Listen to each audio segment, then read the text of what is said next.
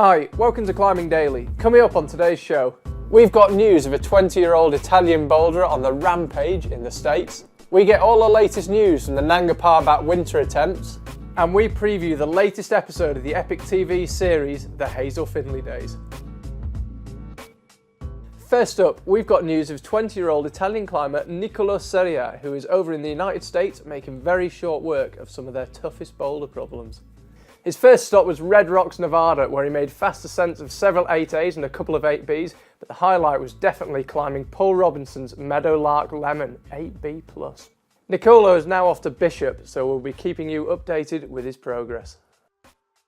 Up next, we've got all the latest news from the Nanga Parbat winter attempts.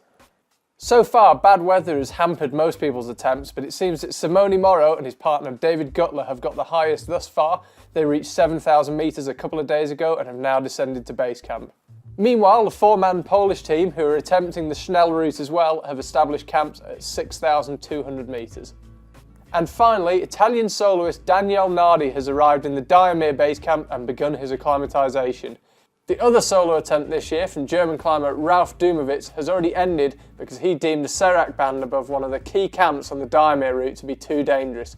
Daniel is planning on following the same route, so it'll be interesting to see how he finds it. Bad weather's now arrived on the mountain, so it may be a week or so before we have any more news. We'll keep you updated on the situation as we hear, but my money is still on Simone and David. To finish, we've got a snippet from the latest episode of Hazel Days, and this time Hazel is climbing on the Grand Girasse right here in Chamonix. I actually make an appearance, but on paper. There's a cryptic one for you. So we spent the next day walking up. It was about 6 hours approach, mostly just walking, but it was really steep. And then we had to do some soloing over easy ground. At one point we had to rope up because it was pretty hard, smearing on the granite in our mountain boots. But apart from that, it was a pretty easy day. And we arrived at the Jackia hut.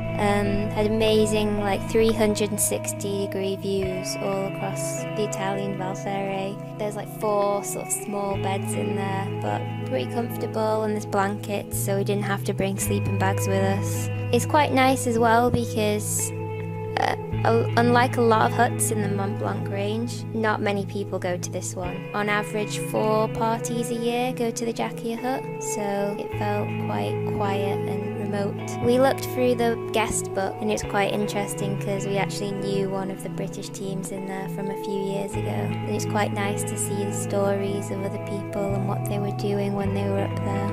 And we arrived in time to make our dinner and watch the sunset. So the plan was to wake up at about 4 in the morning, and we guessed that it was about 3 or 4 hours to the base of the wall.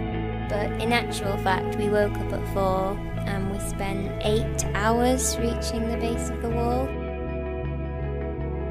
There's Peter doing the abs onto the ledge system, that snowy ledge system that will then take across to the base of the route. It took ages for us to get here, and very complicated approach along the ridgeline back there, and it's not, it's easy climbing, but it's really tiring, carrying the rucksack, route finding the whole time, climbing over really chossy ground, not really knowing where we were going. So yeah, it's not really the best start, but I guess we're signed up for a long day. And the views are pretty spectacular. We started the route at 2 in the afternoon, which was a lot later than we expected. When we started, it felt very committing because we were already way behind schedule. We already knew that we didn't have that many hours light left. It never looked as long and complicated as it actually ended up being. It's basically this sort of knife-edge ridge of choss. You'd think it's easy to navigate along a ridge, but it ended up taking forever. It's now been climbed by 42-year-old Fabrizio Perri, and it's his first 9A. Fabrizio's got a wife, a family, a full-time job, and it just goes to show you that